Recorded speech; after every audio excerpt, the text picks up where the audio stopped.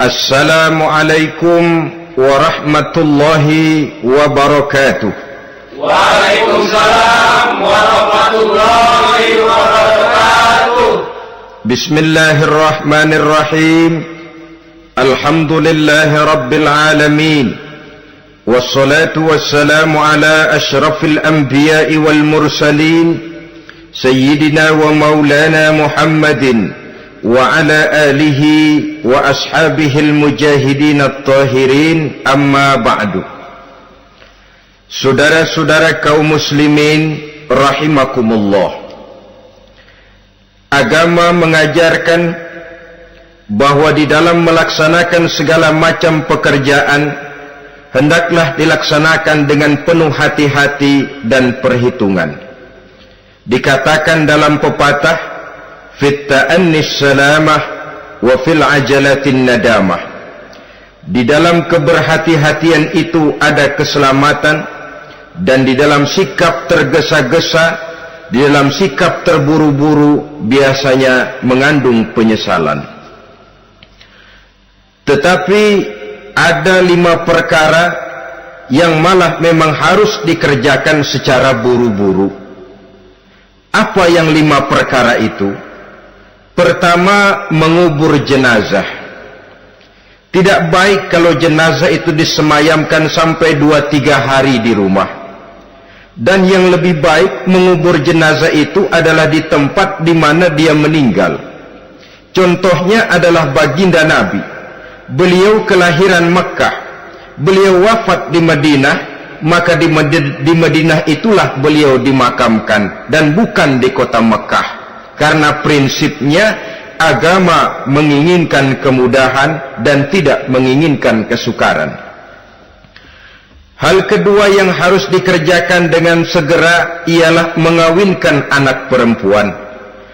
Apabila kita mempunyai anak perempuan, sudah sampai usianya untuk memasuki ambang pintu pernikahan, dan dia sudah minta untuk dinikahkan, maka segeralah orang tua menikahkannya atau mengawinkannya.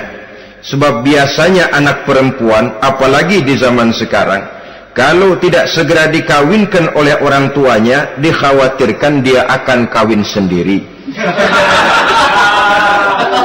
Dan itu tentu akhirnya akan merepotkan kedua orang tuanya. Hal ketiga yang harus dikerjakan dengan segera dan buru-buru ialah membayar hutang.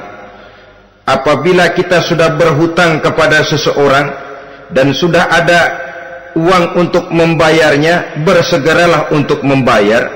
So kalau ditunda besok, lusa atau hari minggu depan, dikhawatirkan uangnya akan terpakai untuk kepentingan-kepentingan yang lain, dan hutang akan tetap tinggal hutang, tidak pernah terbayar adanya. Hal keempat yang harus disegerakan ialah menghidangkan makanan untuk orang musafir yang kebetulan menjadi tamu di rumah kita. Dan hal yang kelima yang harus dilakukan dengan buru-buru, dengan segera, bertaubat apabila mengerjakan perbuatan dosa. Hal kelima inilah yang akan kita bicarakan pada pertemuan kita kali ini, yaitu tentang taubat kepada Allah Subhanahu wa ta'ala. Taubat berasal dari kata-kata taba yatubu, yang isim masdarnya adalah taubatan. Artinya sama dengan roja'a yarji'u, ada ya'udu, pulang atau kembali. Bertobat maksudnya kembali dari yang dilarang oleh Allah. Kalau dalam perjalanan hidup ini kita suka menerjang larangan-larangan Allah, melaksanakan apa-apa yang dilarang olehnya, maka taubat artinya meninggalkan larangan-larangan itu dan kembali kepada apa yang diperintah oleh Allah Subhanahu wa ta'ala. Kenapa taubat ini harus disegerakan? Karena makhluk bernama manusia ini sulit melepaskan diri dari dosa dan salah. Nabi bersabda, kullu bani Adam khatta'un wa khairul khatta'ina tawwabun. Setiap anak Adam, yakni setiap manusia, pasti mempunyai dosa dan kesalahan. Dan sebaik-baik orang yang mempunyai dosa dan kesalahan ialah orang yang segera bertaubat. Dengan kata lain, orang yang baik sesungguhnya bukanlah orang yang tidak punya salah, karena tidak ada orangnya yang tidak punya salah. Tetapi orang yang baik adalah orang yang apabila melakukan kesalahan, dia segera sadar, dijadikannya kesalahan itu sebagai pelajaran untuk tidak diulanginya lagi pada masa-masa yang akan datang. Inilah yang digambarkan oleh Allah Subhanahu wa taala dalam surah Ali Imran ayat 135. Walladzina iza fa'alu fahishatan, dan orang-orang yang apabila mereka terjatuh ke dalam perbuatan dosa, au zalamu anfusahum, atau berbuat zalim kepada diri mereka sendiri, zakarullaha fastaghfaru li dzunubihim, mereka segera ingat kepada Allah dan memohon ampun terhadap dosa yang pernah mereka kerjakan. Saudara-saudara kaum muslimin rahimakumullah, sejak awalnya iblis memang sudah memproklamirkan diri di hadapan Allah Subhanahu wa taala. Apa kata iblis? Ya Rabbi wa izzatika la azalu aghwi bani adama ma damat arwahuhum fi ajsadihim. Ya Allah, demi kemuliaan-Mu saya bersumpah, kata iblis, saya akan selalu memperdayakan anak-anak Adam. Saya akan selalu menggoda manusia selama ruh mereka masih ada di dalam jasad mereka. Jadi selama ruh masih ada di dalam jasad, selama itulah iblis akan selalu berusaha menggelincirkan manusia untuk jatuh ke tempat salah dan ke tempat-tempat dosa. Tetapi kemudian Allah juga memberikan jaminan. Allah menjawab proklamasi iblis ini, wa izzati wa jalali ya mal'un la azalu aghfiru lahum mastaghfaru. Demi kehormatanku, demi kemuliaanku, hai mal'un, hai yang terkutuk, hai iblis, kalaupun engkau selalu memperdayakan manusia, kalaupun engkau selalu menipu dan menggoda mereka sepanjang ruh mereka masih ada di dalam jasad, aku akan senantiasa memberikan ampun kepada mereka sepanjang mereka memohonkan ampun kepadaku. Inilah jaminan dari Allah Subhanahu wa ta'ala. Saudara-saudara kaum muslimin rahimakumullah, oleh karenanya apabila kita berbicara tentang taubat, artinya kita berbicara tentang tingkah laku kita dalam kehidupan sehari-hari. Apa yang harus kita lakukan untuk sempurnanya satu taubat? Pertama, menyesal terhadap dosa yang pernah kita lakukan. Kadang-kadang ada juga orang bertaubat, tapi bukan nyesal terhadap dosa yang dia kerjakan, malah puas katanya. Dia ngomong sama teman-temannya, saya dulu zaman muda sudah kenyang judi, kenyang zina, kenyang mabuk-mabukan, sudah puas. Sekarang tinggal benernya saja, saya sudah taubat. Taubatnya sih bagus, tapi puasnya itu yang jelek.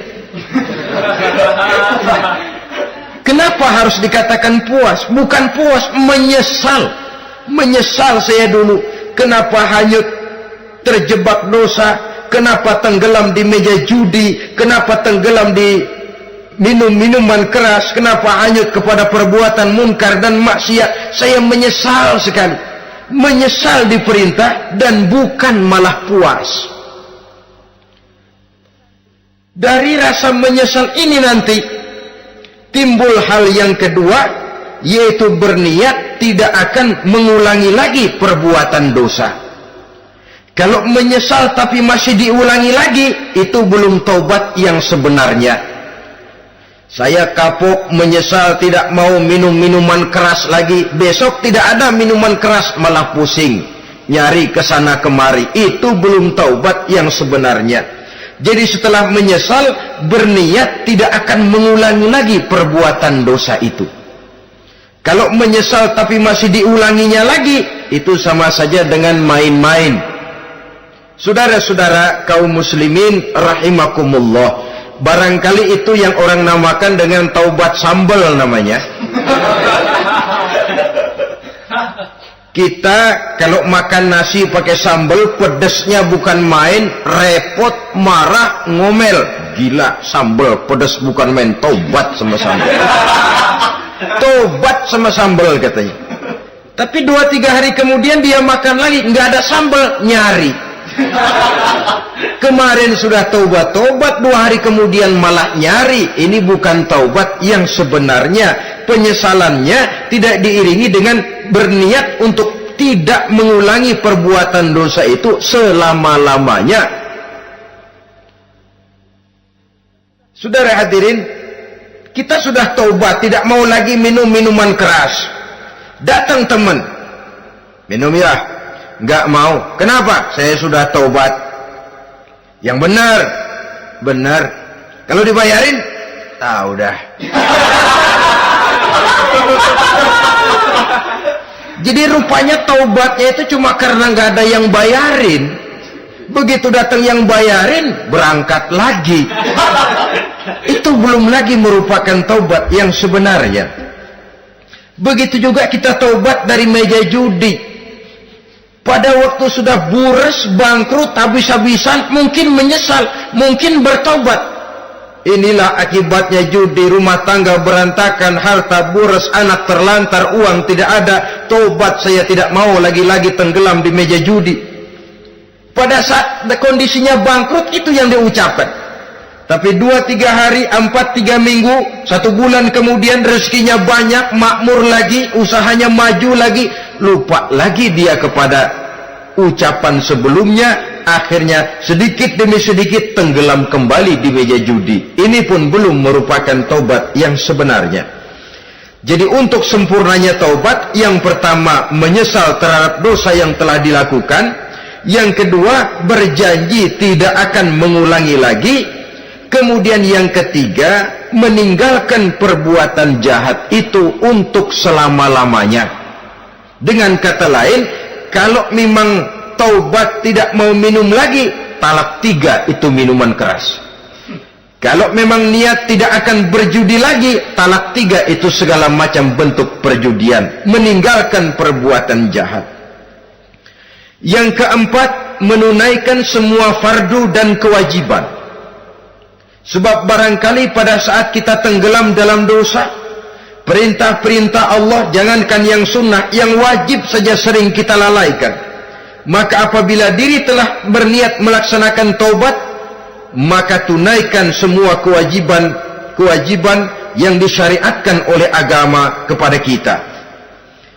Yang kelima, meminta halal kepada para lawannya dengan termasuk mengembalikan hak milik orang lain. Ini kalau menyangkut hukukul adamiyin atau hak-hak manusia. Jadi kalau kita berdosa kepada sesama manusia, Allah belum akan menerima taubat kita kalau kita belum minta maaf kepada yang bersangkutan. Adapun kalau kita sudah minta maaf tapi yang bersangkutan tidak mau memberikan maaf, itu urusan dia kepada Allah. Urusan kita adalah meminta maaf kepada yang bersangkutan. Hal yang keenam, mendidik atau melatih diri untuk bertaat kepada Allah. Sebagaimana kita dulunya telah melatih diri, memperturutkan diri untuk berbuat durhaka. Lalu memperbaiki yang dimakan dan yang diminum. Itu juga merupakan ciri dari orang-orang yang melaksanakan taubat kepada Allah Subhanahu wa ta'ala. Kemudian apalagi memperbanyak istighfar di dalam kehidupan. Disabdakan oleh Nabi, inna likulli da'in dawa'un wa dawa'u zunubi al-istighfar. Sesungguhnya segala macam penyakit tentu ada obatnya, dan obat dari segala macam dosa adalah istighfar. Saudara-saudara kaum muslimin rahimakumullah. Jadi kalau yang terdahulu merupakan perbuatan-perbuatan konkret, maka yang terakhir ini taubat dalam bentuk ucapan berupa memperbanyak istighfar, memohonkan ampun kepada Allah Subhanahu wa taala. Mari kita lihat dalam teladan hidup kita, manusia yang hatinya paling bersih tidak lain adalah Rasulullah sallallahu alaihi wasallam. Beliau sudah mendapat jaminan ampun dari seluruh dosa. Liyaghfira lakallahu ma taqaddama min zambika wa ma ta'akhkhar, kata Allah. Muhammad, dosamu yang dahulu, dosamu yang sekarang, dosamu yang akan datang jikalau memang ada, seluruhnya sudah mendapat jaminan ampun dari Allah. Tetapi coba lihat dari sejarah perjalanan hidup yang mulia ini. Sungguh pun beliau sudah nyata-nyata mendapat jaminan ampun dari Allah. Beliau mengatakan, ayyuhan nas, tubu ilallah, fa inni atubu fil yaumi mi'ata marrah. Wahai manusia, bertaubatlah kepada Allah, maka sesungguhnya saya, kata beliau, dalam satu hari bertaubat 100 kali kepada Allah. Dalam riwayat yang lain, 70 marrah, 70 kali beliau mengucapkan istighfar minimalnya dalam sehari semalam. Orang yang sudah nyata-nyata mendapat jaminan ampun dari Allah ini, satu hari satu malam istighfarnya minimal 70 kali. Apatah lagi kita yang nyata-nyata belum mendapat jaminan ampun dari Allah. Di dalam satu hadis diriwayatkan bahwa iblis laknatullah alaih pernah berkata, ahlaktun nasa bizzunubi wal ma'asi. Aku rusak dan aku hancurkan kehidupan manusia dengan dosa dan dengan segala macam perbuatan maksiat. Iblis menghancurkan manusia dengan menanamkan kegemaran berbuat dosa dan menanamkan kesukaan untuk bergelimang dalam dunia maksiat. Tetapi kemudian iblis mengakui, wa ahlakuni bila ilaha illallah wal istighfar. Tetapi kemudian terbalik, manusia menghancurkan aku dengan kalimat la ilaha illallah dan dengan istighfar, yakni mengucapkan astaghfirullahal azim. Inilah senjata pemungkas menghadapi upaya iblis untuk menghancurkan manusia. Kalau iblis menghancurkan manusia dengan perbuatan dosa, dengan menenggelamkan manusia ke dalam perbuatan-perbuatan maksiat, hendaknya kita sadar. Pada saat kita terdorong untuk melakukan perbuatan dosa, kita lalu sadar inilah perangkap iblis untuk membinasakan saya. Pada saat kita terjebak ke dalam perbuatan maksiat dan munkarat, ingatlah baik-baik, inilah perangkap iblis untuk merusak dan membinasakan saya. Maka hancurkan perangkap iblis, hancurkan tipu daya dan usaha iblis itu dengan apa? Dengan kalimat la ilaha illallah dan dengan memperbanyak istighfar. Falamma ra'aitu dzalik, ketika aku lihat hal itu, kata iblis, mereka hancurkan kita dengan dosa dan maksiat, dan kita hancurkan mereka dengan la ilaha illallah dan istighfar. Diamkah iblis? Puaskah iblis? Ternyata tidak. Apabila aku lihat usaha manusia itu, ahlaktuhum bil huda, ahlaktuhum bil hawa, wa hum yahsabuna annahum muhtadun.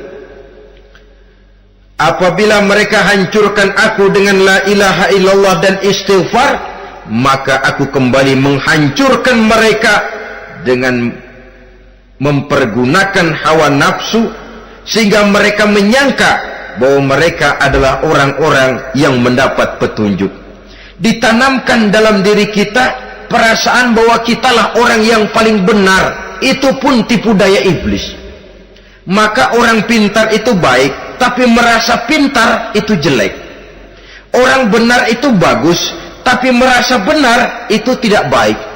Karena biasanya orang kalau sudah merasa benar, lalu cenderung untuk menganggap orang lain tidak benar.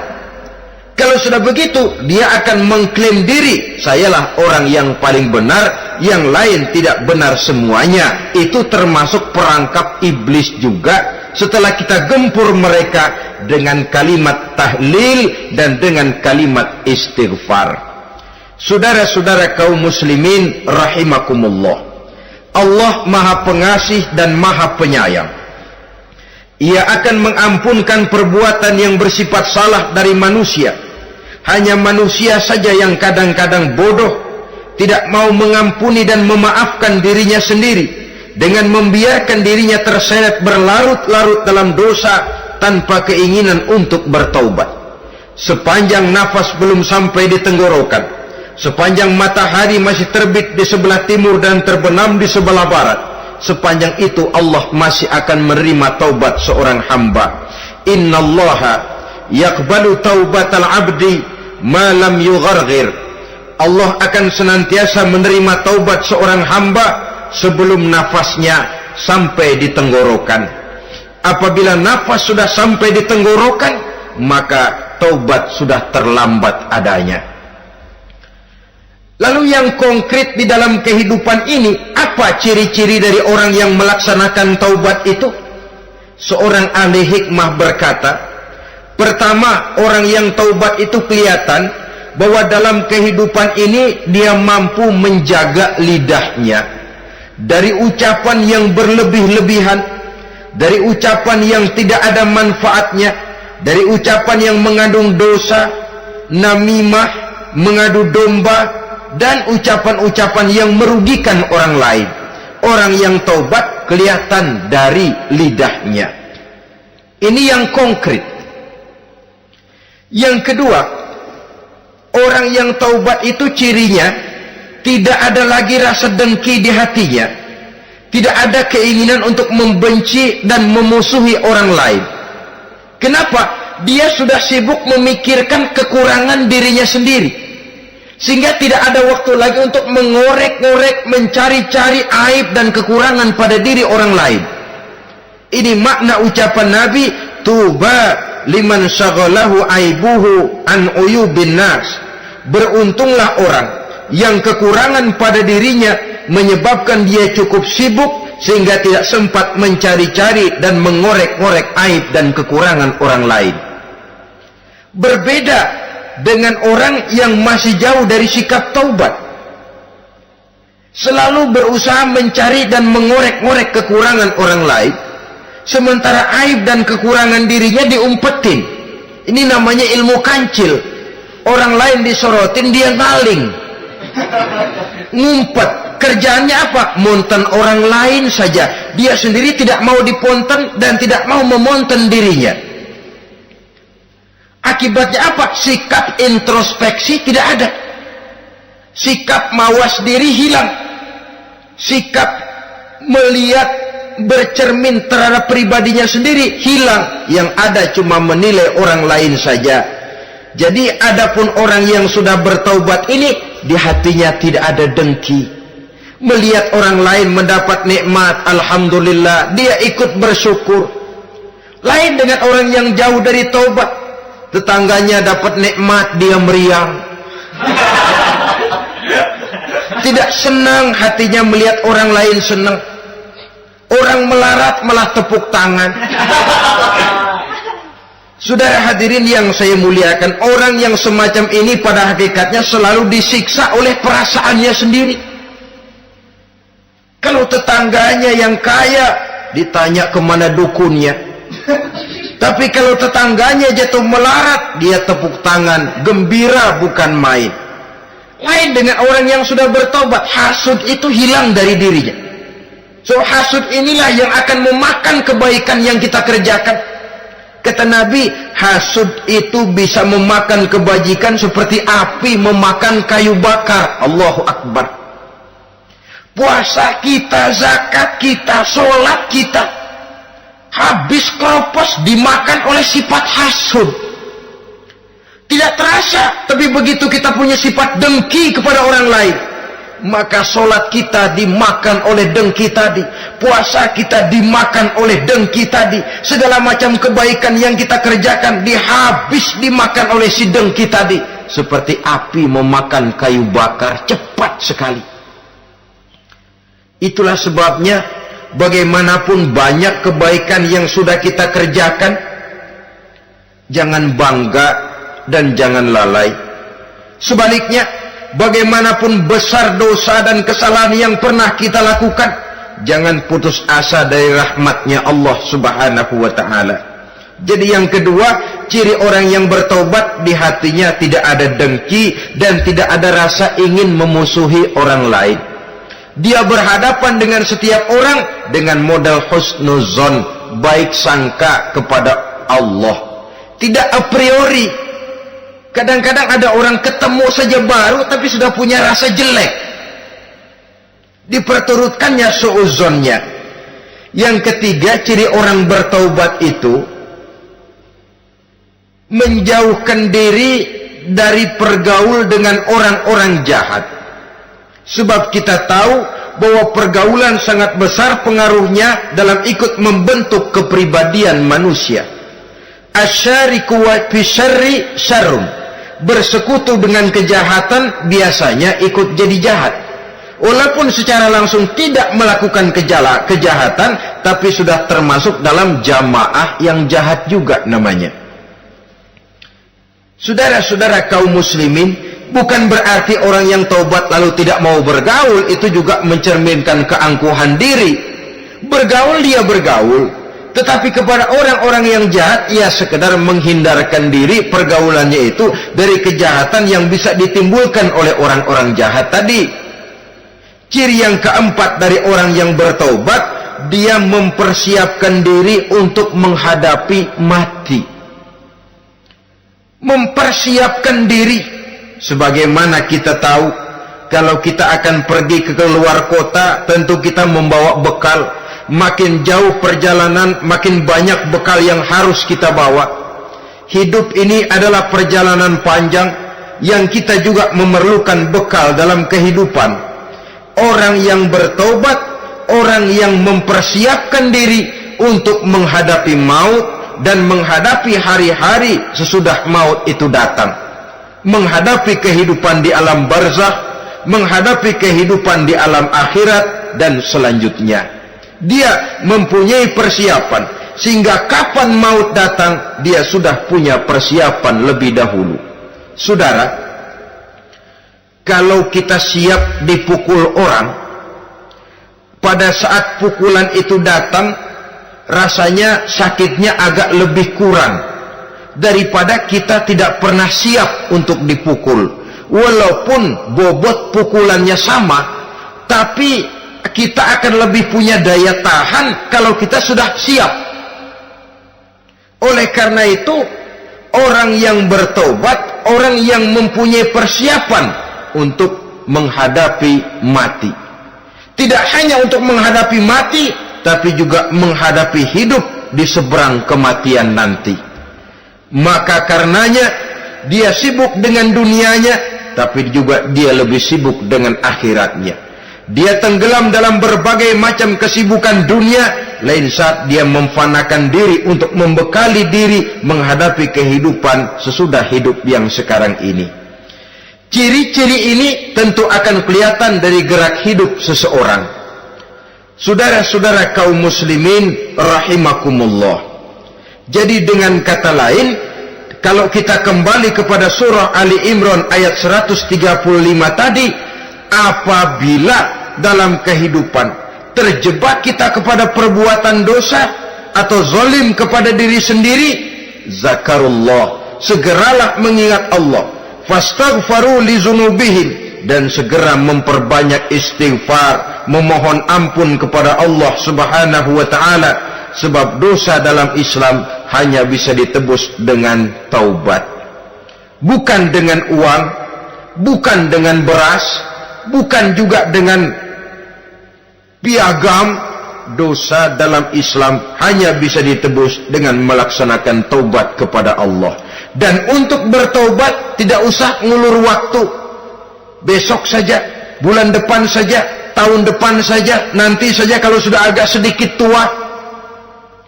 Ibarat diri kita ini kaca, kata Imam Ghazali, maka dosa adalah debu. Apabila kaca kena debu, sedikit nempel debu, lalu dilap, sedikit nempel debu, terus dilap lagi, insya Allah kaca akan tetap bersih. Tapi kalau kita menunggu debu sampai banyak, apalagi sampai berurat, berkarat, nanti akan sulit membersihkannya. Demikian hati manusia itu. Kalau sudah dihinggapi oleh dosa, ditumpuknya lagi, berkarat dosa dalam hati, biasanya berat untuk melaksanakan taubat. Untuk lebih meningkatkan pengertian kita tentang ciri dari orang-orang yang bertaubat, mari kita ikuti sebuah dialog yang pernah terjadi antara Rasul dengan para sahabat. Satu hari ketika sedang berkumpul dengan para sahabat, baginda Rasul bertanya, "Atadruna manit taib?" Saudara-saudara, tahu enggak saudara-saudara, siapa sebenarnya orang-orang yang bertaubat itu? Macam-macamlah jawaban para sahabat, tapi yang jelas akhirnya mereka berkata, Allahu wa rasuluhu a'lam. Allah dan Rasulnya yang lebih tahu siapa sebenarnya orang yang bertaubat itu. Atas jawaban ini, baginda Rasul lalu menegaskan, pertama, man taba walam yata'allamil ilma falaysa bitaibin. Siapa orang yang mengaku bertaubat kepada Allah, lalu dia tidak mau mencari ilmu, tidak mau belajar, falaysa bitaibin, maka dia belum termasuk orang yang bertaubat. Jadi di sini jelas bahwa bukan hanya dari dosa kita bertaubat, juga bertaubat dari kebodohan. Dalam arti tidak membiarkan diri kita bodoh terus menerus. Dengan bahasa anak sekarang, bodoh tapi betah.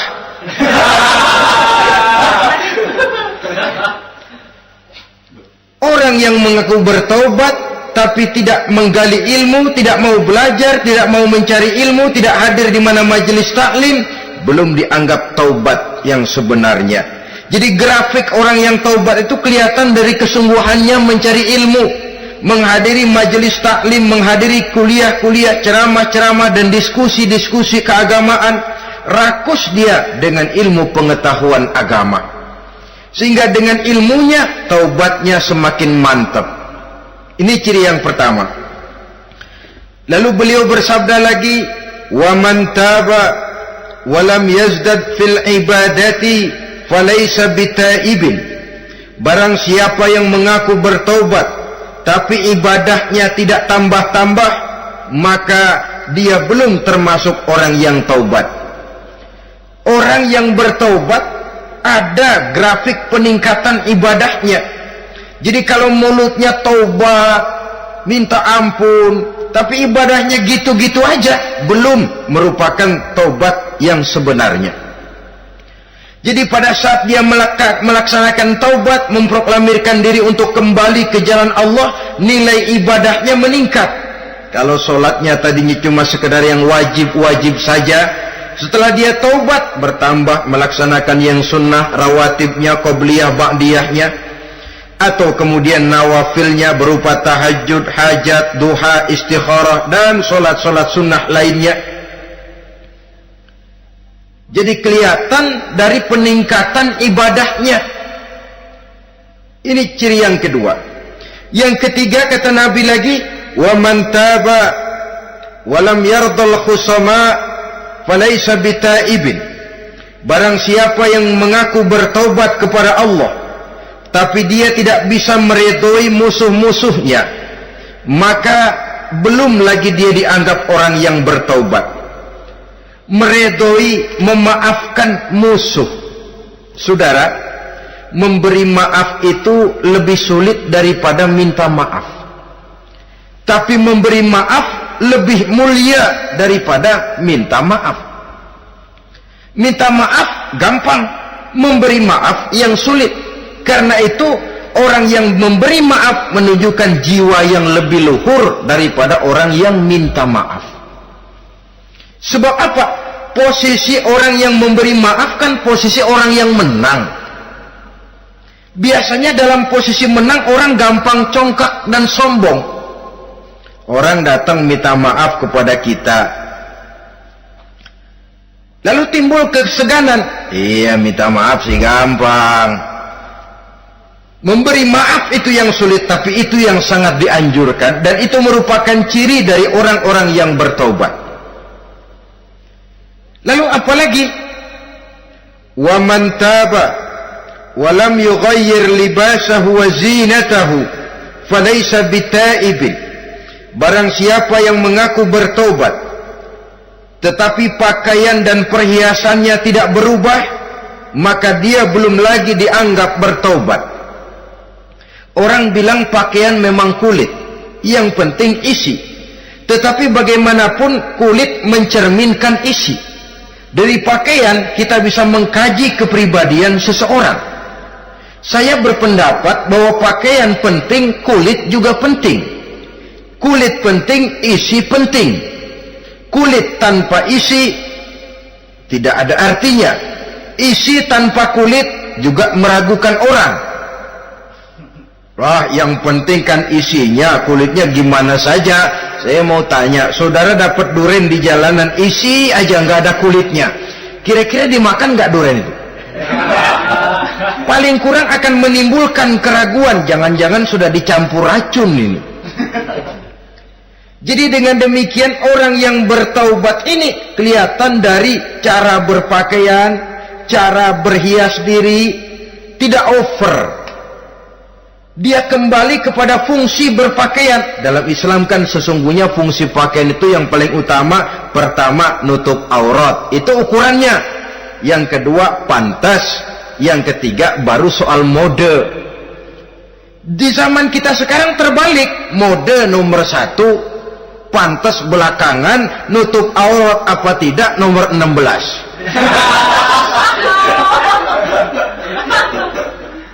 Kalau sudah mode, kita kekurangan pertimbangan. Ini buat saya pantas apa tidak, ini menutup aurat apa tidak. Kita balik. Padahal fungsi berpakaian dalam Islam tujuan utamanya pertama nutup aurat. Biar modenya mutaakhir ciptaan Pierre Cardin sekalipun, kalau memang tidak nutup aurat, ya hukumnya masih belum berpakaian.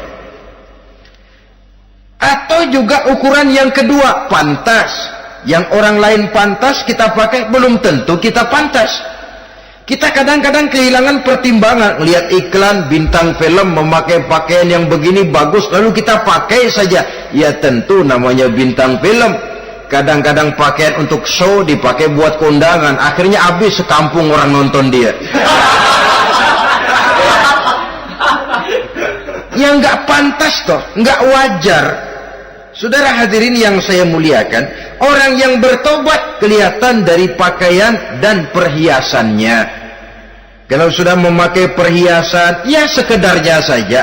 Tidak lalu dengan niat supaya orang tonton, supaya orang lihat, supaya orang tahu dia kaya, supaya timbul decak kagum, asal dia lihat orang lalu wah. Kalau sudah diwahi lalu senang. Saudara hadirin yang saya muliakan, kemudian kata Nabi lagi, wa man taba wa lam yubaddil ashabahu falaysa bitaibin.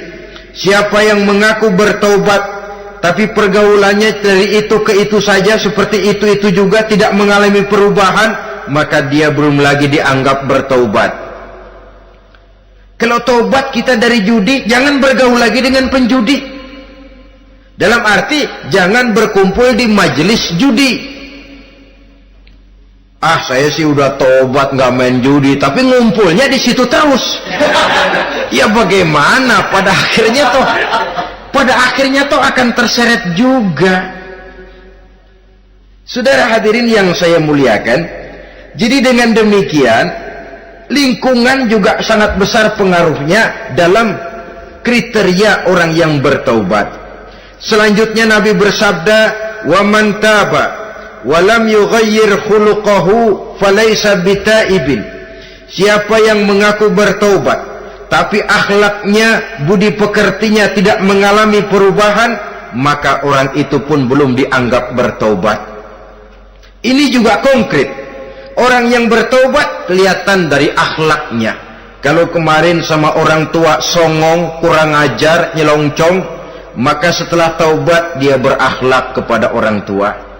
Kalau kemarin kepada anak muda menindas, tidak senang kepada anak muda yang maju, setelah dia taubat dia bisa menyayangi kepada anak-anak muda. Akhlak ini lain dengan adat, istiadat.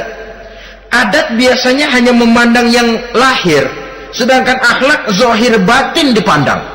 Contoh, seorang anak muda kalau lewat di depan orang tua membungkukkan badan, menurut adat dia sudah sopan.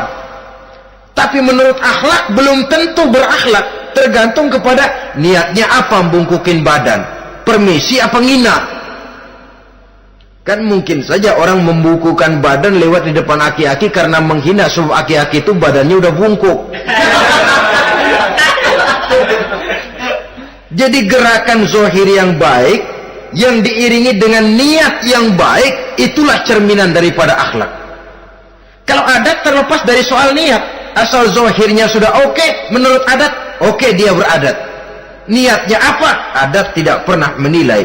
Maka orang yang bertaubat pun kelihatan dari akhlaknya, dan akhlak itu adalah keseluruhan tingkah hidup manusia. Cara berjalan ada akhlak, cara makan ada akhlak, cara duduk ada akhlak, cara tidur ada akhlak. Sehingga pantas ketika Siti Aisyah ditanya, Aisyah, Rasulullah itu akhlaknya apa sih? Beliau menjawab, karena Rasulullah khuluquhul Quran. Rasulullah itu akhlaknya Quran. Sehingga di kalangan ilmuwan lalu ada ungkapan bahwa Nabi Muhammad adalah Quran berjalan. Maksudnya seluruh konsepsi Quran sudah diterjemahkan dalam kehidupan Nabi. Maka tidak heran kalau Islam mengatur kehidupan manusia sejak yang sekecil-kecilnya sampai yang sebesar-besarnya. Cara berpakaian ada akhlaknya, kan begitu toh dalam Islam. Saudara diri di depan kaca, ngaca, ada akhlaknya, ada bacaannya. Allahumma kama hassanta khalqi fahassin khuluqi. Sampai saudara masuk ke dalam WC sekalipun ada akhlaknya. Karena akhlak adalah keseluruhan gerak hidup manusia. Orang yang bertobat kelihatan dari perubahan akhlaknya. Kemudian beliau bersabda, wa man taba wa lam yatwi firashahu wa bisatahu falaysa bitaibin. Siapa orang yang mengaku bertaubat tetapi dia tidak menggulung tempat tidur dan spraynya, maka dia belum dianggap bertaubat. Ini bahasa kinayah. Menggulung spray, melipat tempat tidur artinya lebih banyak ibadahnya daripada tidurnya. Kalau ngaku taubat tapi sehari 24 jam, 22 jam tidur, cuma 2 jam ibadah, ya belum mencapai kriteria itu. Dengan kata lain, orang apabila sudah memproklamirkan diri untuk taubat, menyingsingkan lengan baju, melipat spray, menggulung tempat tidur. Bukan berarti dia tidak tidur-tidur, tetapi bersiap diri untuk melaksanakan ibadah yang pada saat dia terjebak dalam dosa, sudah banyak ibadah yang ditinggalkannya. Saudara-saudara kaum muslimin rahimakumullah. Kemudian beliau bersabda pula, wa man taba wa lam yatasaddaq falaysa bitaibin. Barang siapa yang mengaku bertobat kemudian dia tidak menyedekahkan karunia yang diberikan Allah kepadanya, maka taubatnya belum lagi dianggap taubat yang sebenarnya. Faman istabana minal abdi hazihi al-khisal fahuwa taibun haqqa. Apabila nyata tanda-tanda ini pada diri seorang hamba, maka barulah taubatnya dinamakan taubat yang sebenarnya. Jadi untuk taubat itu ada dua jalan yang bisa kita tempuh. Pertama, taubat dengan lisan, taubat dengan ucapan. Dalam artian apa? Memperbanyak istighfar. Istighfar yang mana? Yang mana yang mungkin saja. Kalau waktunya sempit ya istighfar yang pendek-pendek. Astaghfirullah, astaghfirullah, astaghfirullah. Mau yang lebih panjang, astaghfirullahalazim allazi la ilaha illa huwal hayyul qayyum wa atubu ilaih min jami'il ma'asi waz zunub la haula wala quwwata illa billahil aliyyil azim.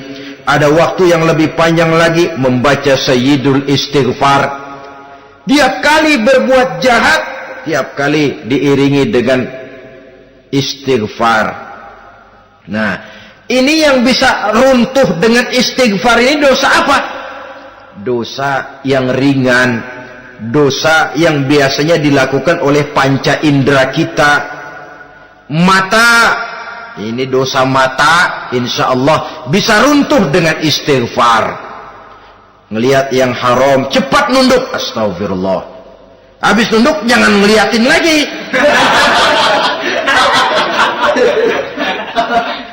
Kadang-kadang ngelihat nunduk, istighfar, melotot lagi, istighfar lagi.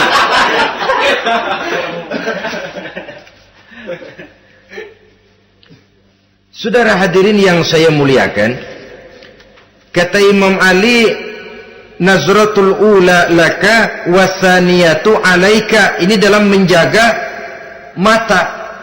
Pandangan pertama rezekimu, kelihatan, namanya kelihatan kan rezeki. Pandangan pertama rezekimu, ulangannya dosamu. Ulangannya ini yang bisa membawa dosa. Dosa karena lidah, mengucapkan kata-kata yang menyakitkan orang. Dengan istighfar, insya Allah runtuh. Adapun dosa-dosa besar lainnya, tentu harus dengan perbuatan. Tidak cukup dengan sekedar istighfar saja. Perbuatannya apa? Itulah seperti yang sudah saya sampaikan pada ciri-ciri orang yang bertaubat tadi. Oleh karenanya, beruntunglah kita masih diberikan umur oleh Allah. Sehingga segala dosa dan kesalahan yang kita lakukan, kita masih punya kesempatan untuk mengadakan pemutihan, bertaubat kepada Allah. Nah, apa kemudahan yang diberikan Allah kepada orang yang melazimkan istighfar di dalam hidupnya? Pertama, kata Nabi, man lazimal istighfar, siapa orang yang melazimkan, membiasakan diri istighfar, diberikan keistimewaan oleh Allah. Pertama, ja'alallahu lahu min kulli dhiqin makhraja. Allah akan memberikan jalan keluar untuknya dari segala macam kesulitan. Hidup ini kan problem. Makin tinggi status sosial, makin banyak urusan. Urusan akan selesai apabila hidup di dunia selesai. Kita menyangka orang lain lebih enak dari kita, padahal tiap orang punya urusan. Yang namanya enak barangkali persis seperti pelangi biang lala itu. Tidak pernah di atas kepala kita, di atas kepala orang lain saja. Begitu kita memandang keenakan dalam hidup ini. Petani bilang pedagang enak, pedagang bilang petani enak. Tapi begitulah keenakan itu. Orang yang melazimkan istighfar, dia akan diberikan jalan keluar dari segala macam kesulitan. Menurut perhitungan otak, deadlock, buntu, tidak sanggup lagi, entah bisa terwujud dan terlaksana. Allah memberikan jalan keluar dari segala kesulitan. Saudara, kalau Allah sudah memberikan jalan keluar dari kesulitan, siapa lagi yang bisa bikin sulit kita? Kalau Allah yang memberikan jalan keluar, everything is running well, katanya. Semua urusan bisa jalan dengan lancar. Tapi tanpa istighfar, jauh kita dari Allah. Jalan yang sudah lapang pun bisa jadi sempit. Urusan yang sudah nyata akan selesai pun bisa jadi injelimet. Dan jalan yang tadinya tidak berliku-liku pun bisa berliku-liku. Ini faktor yang di luar perhitungan matematis. Kita tidak mampu, Allah maha mampu. Menurut akal kita tidak mungkin. Kalau Allah mau, tidak ada yang tidak mungkin. Saudara-saudara, ini fasilitas pertama. Orang yang gemar istighfar diberikan jalan keluar dari segala macam kesulitan. Yang kedua, wa min kulli hammin faraja, diberikan kegembiraan dari setiap kesusahan yang dihadapinya. Ada saja faktor-faktor yang mendatangkan kegembiraan, yang mendatangkan refreshing di dalam kehidupannya, sehingga dia tidak lalu merasa jalannya buntu, tidak merasa kesulitannya tidak pernah terselesaikan. Dan yang ketiga, fasilitas yang diberikan Allah kepada orang yang gemar istighfar, wa razaqahu min haitsu la yahtasib. Allah akan memberikan kepada mereka rezeki dari jalan yang tidak pernah mereka sangka-sangka, dari jalan yang tidak pernah mereka perkirakan sebelumnya. Saudara-saudara kaum muslimin rahimakumullah, inilah fasilitas ketiga yang diberikan Allah kepada orang yang gemar istighfar. Rizkinya datang dari jalan yang tidak disangka-sangka. Sebab rizki ini juga termasuk hal gaib. Dan jangan lupa, ar-rizqu bimakna al-ata hissiyan kana au ma'nawiyan.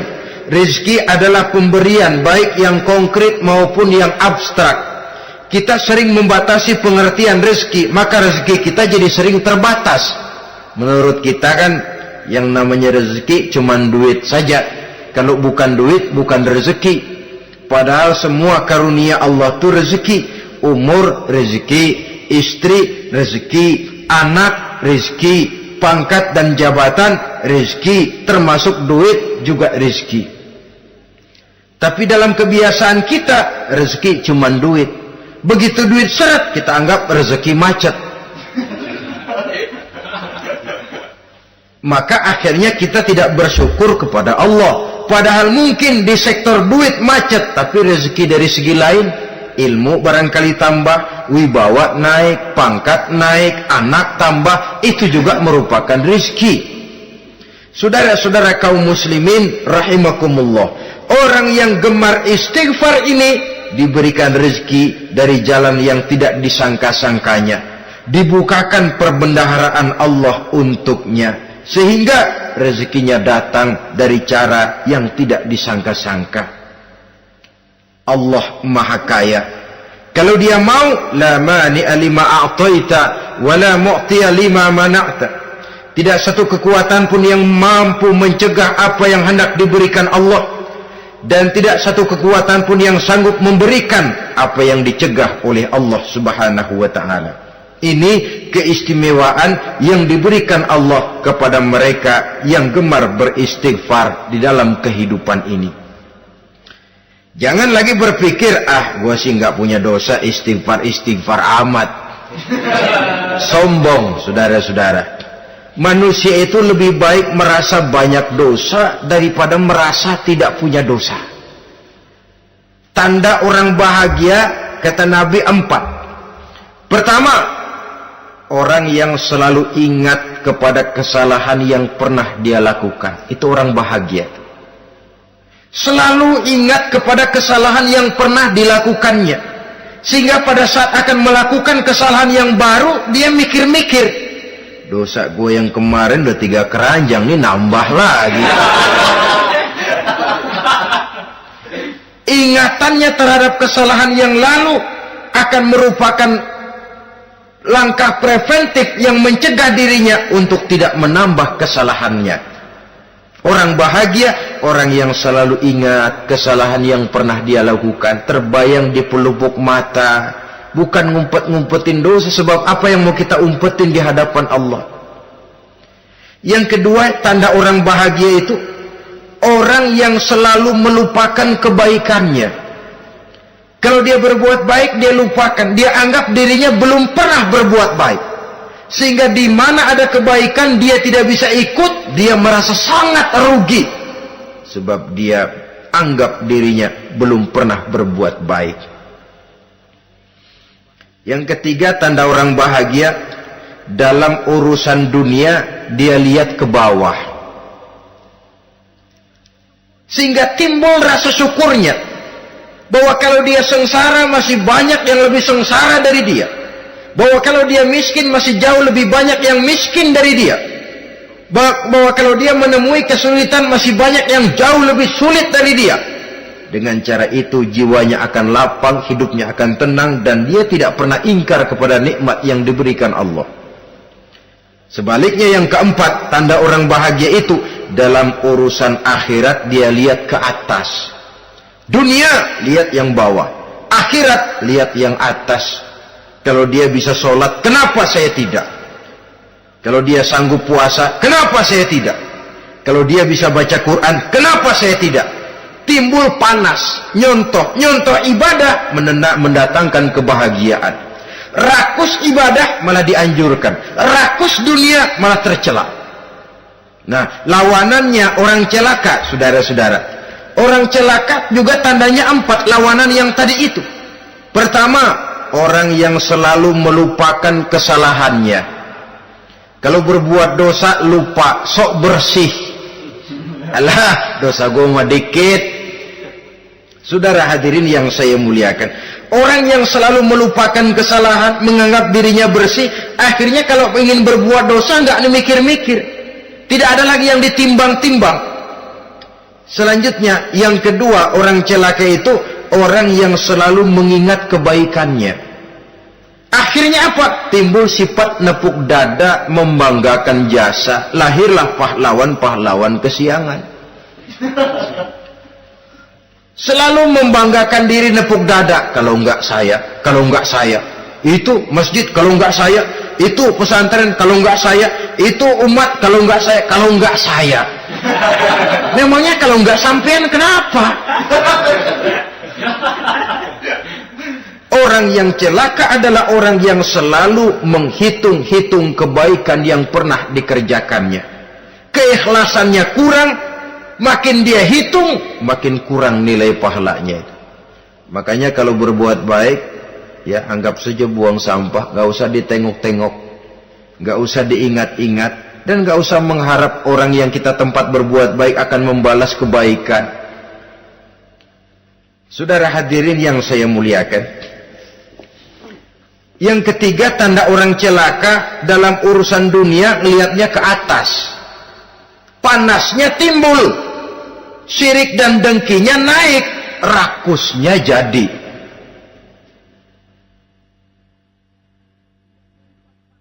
Timbul sifat panasnya itu, tidak mau ngerti. Kalau tetangga saya bisa beli kulkas, kenapa saya tidak? Kalau tetangga saya bisa beli motor, kenapa saya tidak? Kalau tetangga saya bisa beli mobil, kenapa saya tidak? Gaji nggak cukup, tuyul piara.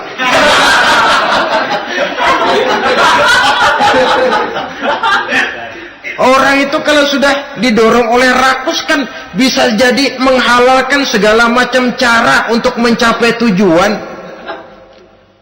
Dibakar oleh sifat tamak dan rakus bin serakah. Nah, kalau sudah didorong oleh rasa rakus, yang segera tersingkir pertama rasa malu. Orang kalau sudah rakus nggak ada malunya, rasa malunya hilang. Padahal syarat jadi orang itu kan kalau punya rasa malu. Nggak punya rasa malu, kurang syarat jadi orang. Akan bagaimana jadinya masyarakat, bahkan bangsa dan negara, kalau rakyatnya sudah tidak punya rasa malu. Yang kedua, rasa takut hilang, terutama takut kepada Allah, sirna sama sekali, sudah tujuan menghalalkan cara. Yang keempat, tanda orang celaka dalam urusan akhirat, lihatnya malah ke bawah. Kenapa kamu enggak sholat? Itu bapak anu yang tuaan, enggak, saya enggak lagi.